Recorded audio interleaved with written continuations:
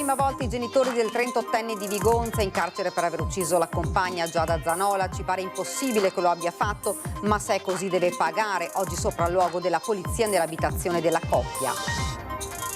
La tragedia del Natisone, la mamma di Patrizia, mia figlia, morta in diretta, nessuno l'ha salvata. Oggi la camera ardente, le due ragazze vestite da sposa, inchiesta contro ignoti.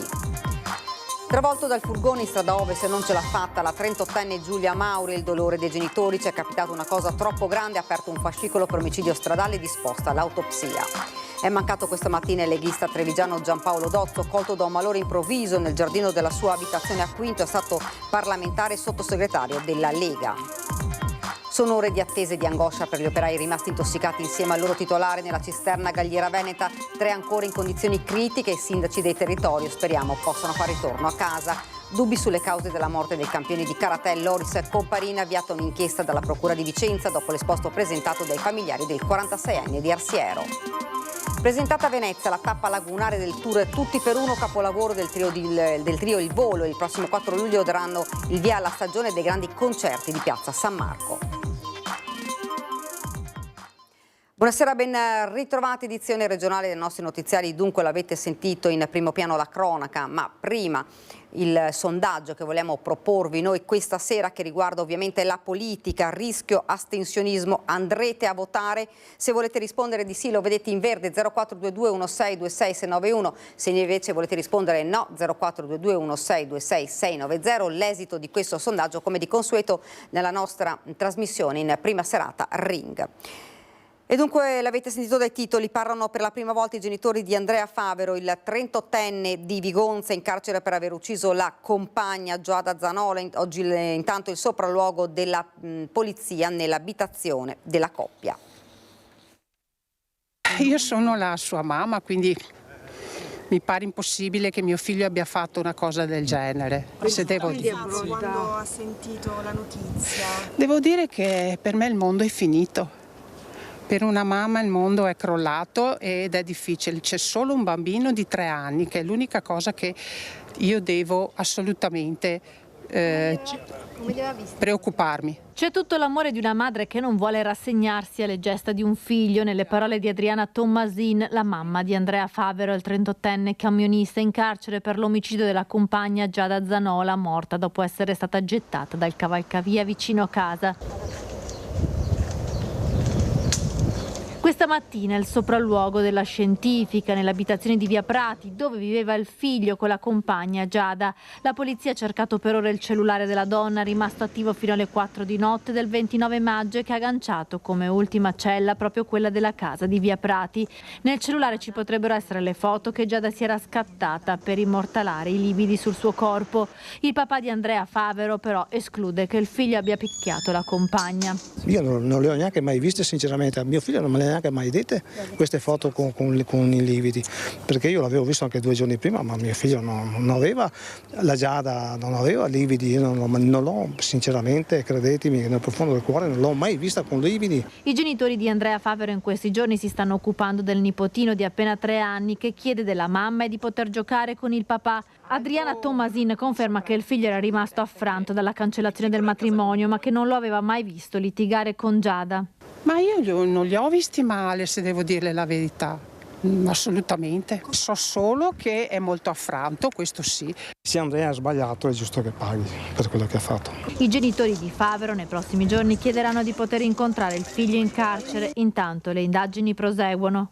Oltre che all'interno dell'abitazione, nel giardino, le analisi della polizia scientifica si sono concentrate sull'auto C-Max guidata da Andrea Favero la notte del delitto. Gli agenti hanno rilevato qualsiasi traccia all'interno della vettura dove Giada, la notte in cui è stata uccisa, è stata caricata. I poliziotti della squadra mobile hanno cercato il cellulare anche nel pozzo, poi sono entrati nell'abitazione dove sono usciti dopo molte ore con una scatola piena di oggetti sequestrati. L'abitazione alla fine è stata chiusa e posta sotto sequestro. Ed ora la tragedia del Natisone, la mamma di Patrizia, mia figlia, morta in diretta, nessuno l'ha salvata. Oggi la camera ardente, le 2 ragazze vestite da spose. Intanto è stata aperta un'inchiesta contro ignoti. Solo dolore, che non ho la forza di vedere che ha lottato per la sua vita, e vedere morta in diretta che tutti l'hanno filmato e nessuno l'ha salvata, nessuno ha salvato nessuno di loro. È morta in diretta e nessuno l'ha salvata. Sono queste le parole forti della mamma di Patrizia, la ragazza di 20 anni che ha perso la vita venerdì 31 maggio, travolta insieme a Bianca e Christian dalla piena del Natisone, arrivata all'improvviso. Non ha avuto il coraggio di vedere i video, però si chiede se sia stato fatto il massimo per salvare quei ragazzi. A queste domande piano piano le indagini proveranno a dare una risposta. Nel frattempo resta solo il ricordo di una ragazza di 20 anni che amava la vita, sorrideva e sognava di fare l'architetto. Resta anche però la speranza che queste morti non siano state vane. Volevo non giustizia, ormai a me non mi fa né caldo né freddo. L'unica cosa che io preferirei che i nostri bambini non sono morti invano, che magari cambiano un po' le leggi, che sono più pronti a salvare. L'unica cosa, solo quello, che magari più pronti, quando vedi che è in pericolo non aspetti approvazione, non aspetti niente, ti vai lì a salvare le 3 vite. Che non succeda più. Quello che non succeda più, una cosa del genere. Dei soccorsi cosa posso dire? Secondo me si poteva salvare? Secondo me sì, ma lei si poteva salvare anche da sola, perché mia figlia gli ho portato anche a imparare a nuotare, perché ho detto sempre se vi trovate in una piscina, al mare, devi sempre sapere tirarti a galla. Sapeva nuotare? Lei sapeva nuotare. Ma la figlia ha aspettato Bianca che non sapeva nuotare. Sì, che non sapeva nuotare, la sua amica. Allora lei aveva un cuore grande per tutti. Allora lei non poteva. Secondo me si poteva fare di più, adesso non troppo presto per dire. Non ho guardato i video perché non ho avuto il coraggio. Io prima foto che ho visto è quella dove sono loro 3 abbracciati, il resto non ho più guardato, che ho visto mia figlia che tenevano le altre 2. Il resto non ho guardato per dire si poteva o no, ma ho visto la foto sui sassi quando era tutto asciutto, che lei con il telefonino in mano, che secondo me è lì che lei ha chiamato, ha capito il pericolo. Forse si poteva, forse era il destino, non so cosa credere, io voglio solo ringraziare chi l'ha cercata, ringrazio Dio che me l'hanno trovata, che almeno posso piangere sulla sua bara e spero che ci dà la forza di sopravvivere per l'altra piccola. Patrizia e Bianca nella camera ardente sono vestite da sposa come vuole la tradizione ortodossa per prepararle al loro ultimo viaggio verso il cielo, e intanto torneranno a casa loro in Romania. Resta il ricordo di 2 vite spezzate troppo presto e mamma Micaela si terrà almeno il ricordo della sua Patrizia nella speranza di trovare la forza per andare avanti e crescere anche l'altra figlia più piccola. Bravissima figlia.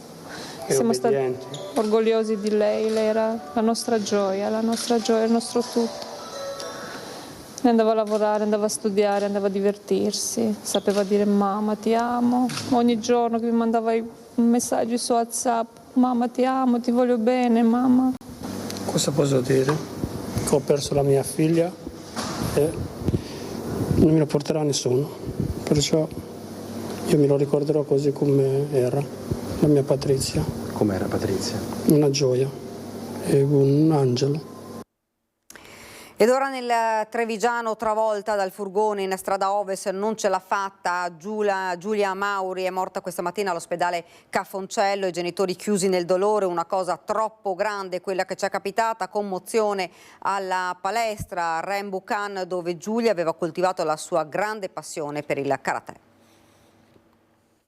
Non ce l'ha fatta Giulia Mauri, la 38enne travolta da un furgone in strada Ovest e scaraventata nel Botteniga si è spenta all'ospedale Cafoncello di Treviso. Troppo gravi le ferite riportate nel terribile incidente, un destino crudele, una serie di coincidenze sfortunate hanno fatto sì che si trovasse proprio in quel punto di Viale della Repubblica, poco oltre l'incrocio con Via Pisa, nell'istante in cui il furgone fuori controllo l'ha travolta. Giulia stava andando a casa dei genitori in bici, ma era tornata indietro a prendere le chiavi che aveva dimenticato in ufficio e a casa di mamma e papà non è mai arrivata. Nella villetta di via Santa Bonavecchia i genitori sono chiusi nel dolore. Troppo grande quello che ci è capitato, dice la mamma prima di rientrare in casa, ed è l'intera comunità che si stringe a papà Renato e mamma Paola, che hanno perso la loro unica figlia, una ragazza stupenda, dicono tutti coloro che la conoscevano, laureata in lettere, lavorava in uno studio professionale in città, la sua grande passione era il karate, cintura nera, terzo dan, una passione coltivata nella palestra Rembucan, dove ha lasciato un vuoto incolmabile. Sotto l'aspetto tecnico era stupenda, ma sotto l'aspetto umano era eccezionale. Raramente ho visto persone come la Giulia. La Giulia ce la porteremo per sempre dentro, per il suo sorriso e per quello che riusciva a illuminare tutto attorno a sé. Era veramente una persona speciale, ci mancherà tanto. Intanto continuano le indagini sul tragico schianto. Stamane i sommozzatori dei Vigili del Fuoco sono tornati sul Botteniga ed hanno recuperato la bici di Giulia. In procura ha aperto un fascicolo per omicidio stradale. La polizia locale sta portando avanti tutti gli accertamenti che potranno far chiarezza sulle cause della tragedia e sul perché il furgone abbia invaso fuori controllo la pista ciclabile. Tra le ipotesi quella che il 22enne autista abbia avuto un malore, ma non è esclusa la distrazione o il colpo di sonno, attesi anche gli esiti degli esami per capire se il giovane fosse alla guida dopo aver assunto alcolici o sostanze stupefacenti. È mancato questa mattina Giampaolo Dozzo, colto da un malore nel giardino della sua abitazione a Quinto, leghista della prima ora parlamentare e sottosegretario della Lega. Era chiamata sua moglie, se era sentito mai.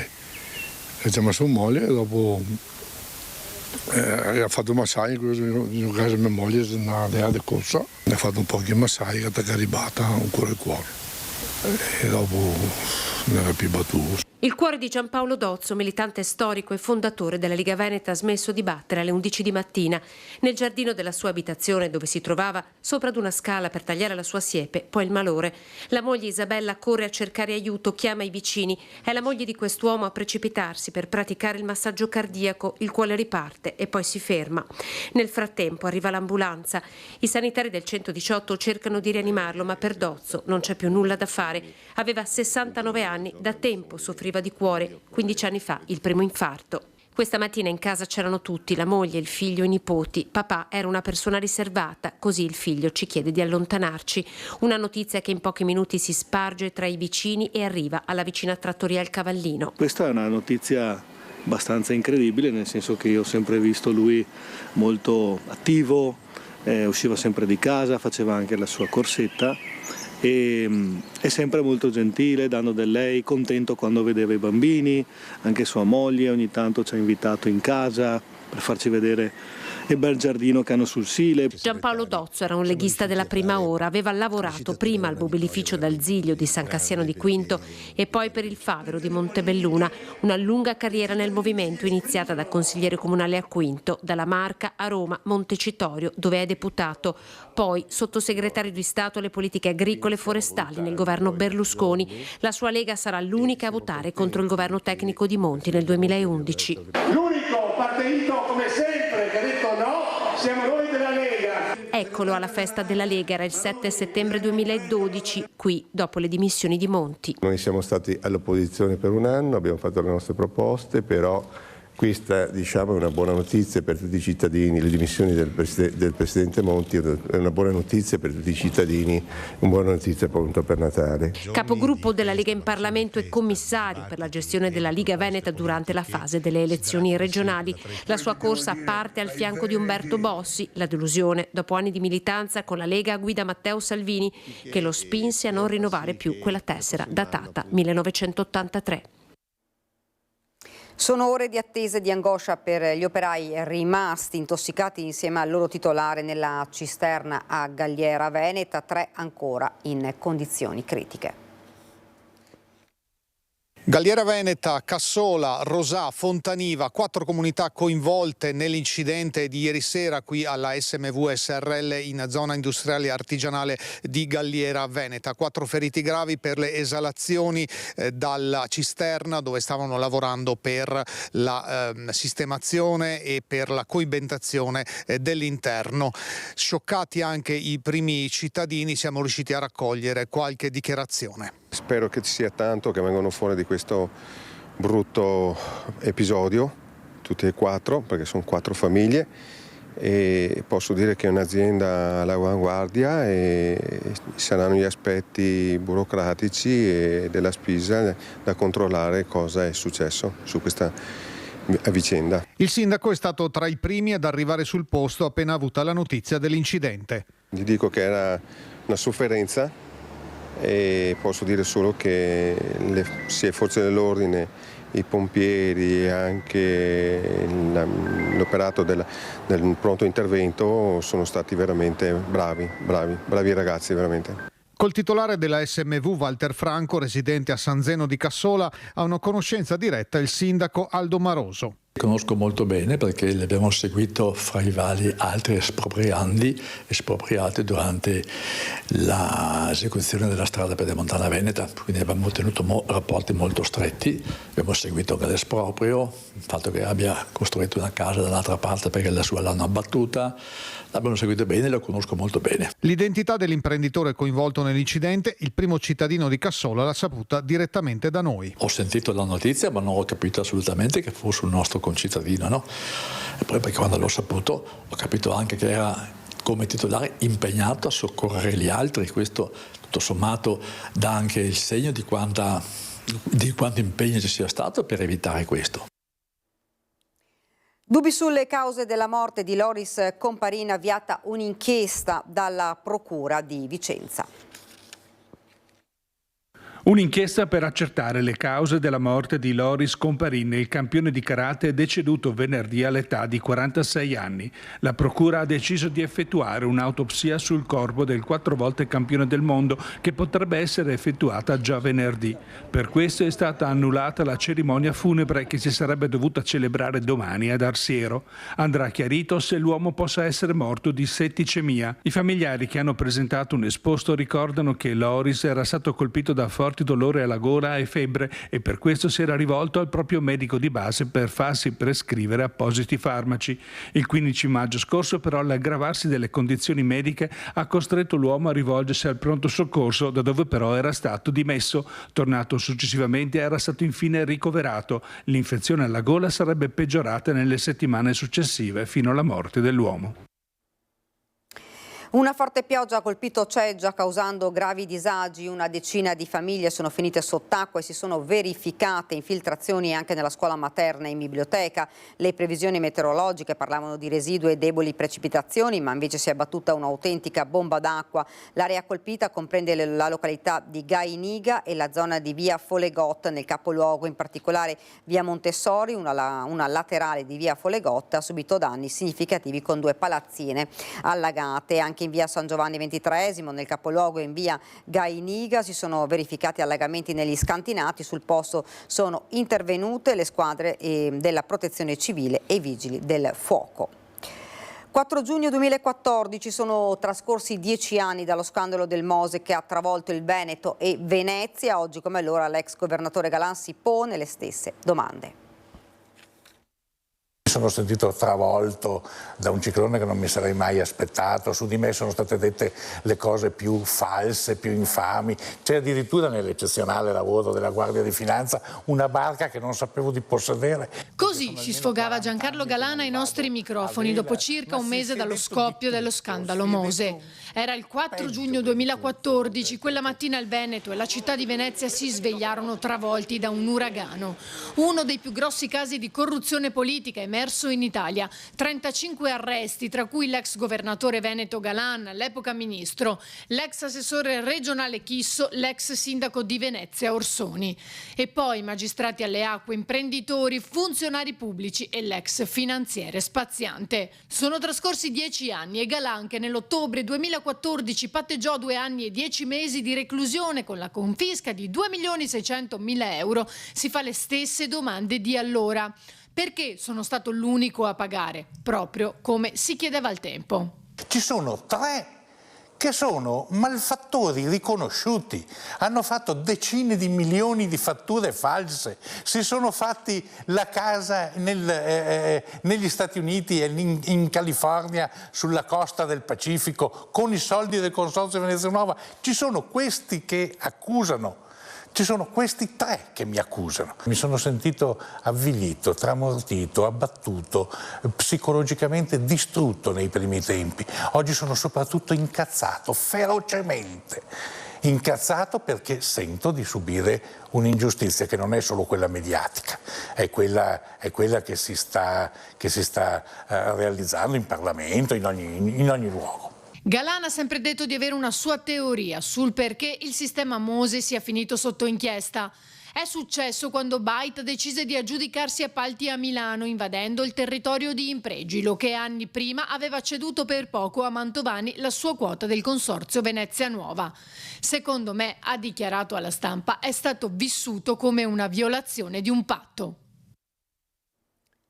Presentato questa mattina al Museo Correre il concerto dei Volo che si terrà il 4 luglio in piazza San Marco, un canto che vuole dare un messaggio di pace. Venezia è pronta ad emozionarsi con il canto del Volo. Il 2024 è un anno importante per Gianluca Ginobili, Ignazio Boschetto e Piero Barone, che festeggiano 15 anni in musica insieme, una carriera lunga e un'amicizia. Il percorso è iniziato a febbraio con il successo del capolavoro, brano certificato disco d'oro e presentato alla 74esima edizione del Festival di Sanremo, proseguito poi con le date in Giappone e arrivato fino all'Arena di Verona. Con tutti per uno, capolavoro, arriverà a Venezia il 4 luglio, un appuntamento che inaugurerà ufficialmente la stagione estiva dei concerti in piazza San Marco. Il bel canto è come un'opera d'arte di Caravaggio, ma anche come il Colosseo, come piazza San Marco. È chiaro che potrebbe essere la colonna sonora perfetta, come dicevo, per questa cornice.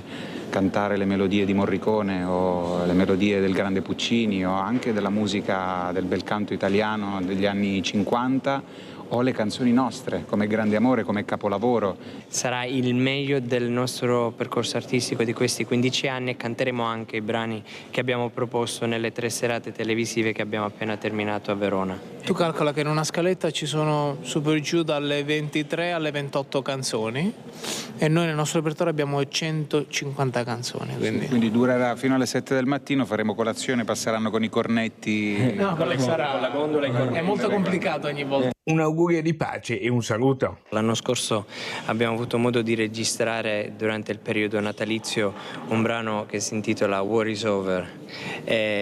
Forse non è stato mai così attuale, purtroppo, e quindi abbiamo bisogno di promuovere questo grande messaggio e non finiremo mai di farlo. Ciao a tutti, siamo il Volo. Agli amici di Antenna 3 Media Nord-Est vi mandiamo un saluto e vi aspettiamo il 4 luglio in piazza San Marco. Ed è tutto, vi lascio la sigla, poi le previsioni del tempo, arrivederci.